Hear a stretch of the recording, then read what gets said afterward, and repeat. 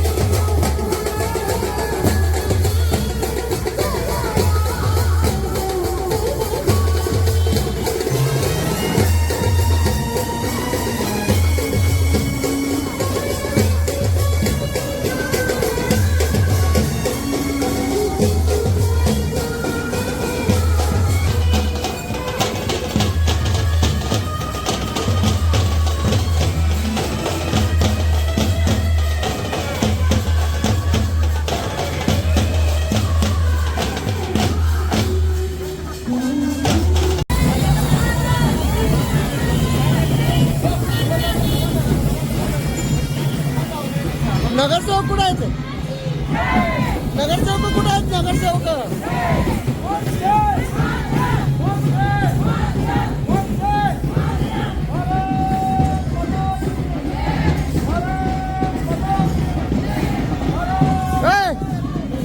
टोपी याला गेली का?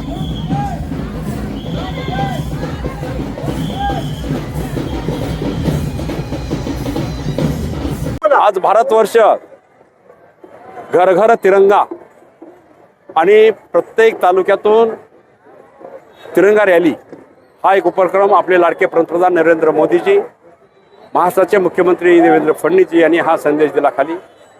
त्या पद्धतीनं आज महत्त्वाची गोष्ट की घर घर तिरंगा आजपासून ते 15 तारखेपर्यंत आम्ही सांगितले, आदेश दिलेत, विनंत्या केलेत। आपल्या घराला आज झेंडा लावायचा, तो 15 तारखेपर्यंत ठेवायचा आहे।